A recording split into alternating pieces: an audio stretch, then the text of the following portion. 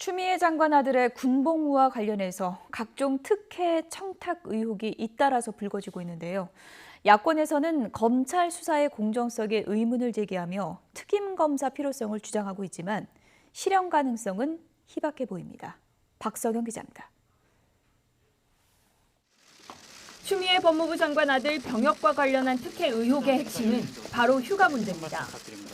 카투사였던 추 장관 아들이 병가를 낸 뒤 한 차례 연장하고 개인 휴가까지 붙여 23일을 쉬었는데 당시 휴가 연장을 위해 부대에 복귀하지 않았고 휴가도 사후에 승인받았던 겁니다. 당시 당직 사병이 제보한 이 의혹은 추 장관의 더불어민주당 대표 시절 보좌관이 부대에 직접 전화했다는 증언이 나오며 일파만파로 번졌습니다. 왜 그걸 보좌관이 굳이 해야 되지? 생각 들긴 했었어. 여기에 추 장관 아들의 통역병 파견이나 부대 배치 청탁이 있었다는 주장이 나오는 등 새로운 의혹들도 연일 꼬리에 꼬리를 물고 있습니다. 야당의 고발로 서울 동부지검이 이미 지난 1월 관련 수사에 나섰지만 8개월째 지지부진한 상황입니다. 당시 추 장관 보좌관과 통화했다는 군 관계자의 참고인 진술이 조서에서 빠졌다는 주장과 함께 봐주기 수사 의혹도 제기됐습니다. 사건 담당 검사와 수사관들이 최근 인사에서 다른 곳으로 발령났다가 파견 형태로 다시 복귀해 계속 사건을 맡은 것으로 알려지면서 수사 무마를 위한 게 아니냐는 지적도 나옵니다.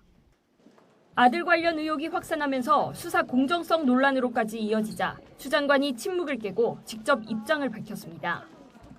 그동안 검찰에서 실체관계를 규명해달라는 뜻을 수차례 표명했다며 지금까지 아들 사건과 관련한 보고를 받지 않았고 앞으로도 받지 않겠다고 강조했습니다.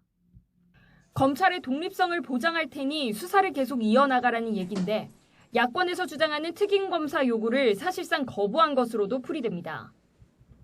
특임검사는 특정 사건에 대해 상부 지휘를 받지 않고 독립적으로 수사해 결과만 총장에게 보고하도록 하는 제도입니다.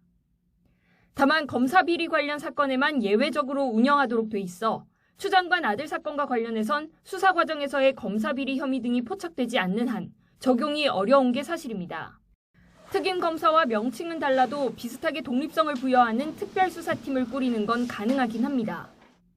하지만 추 장관 취임 이후 특임 검사 임명이든 특별수사팀 구성이든 모두 법무부 장관 승인을 거치도록 규정이 변경돼 추 장관 동의 없이는 사실상 불가능합니다. 결국 지금으로선 사건을 맡은 서울 동부지검 수사팀이 신속하게 수사 결과를 내놓기를 기다리며 지켜볼 수밖에 없다는 게 법조계의 시각입니다. 하지만 이미 조서 누락 의혹 등에 대한 검찰 해명에 의문이 제기되며 신뢰가 흔들리고 있는 만큼 수사 결과가 어떻게 나오더라도 논란은 쉽게 가라앉지 않을 것으로 보입니다. YTN 박석영입니다.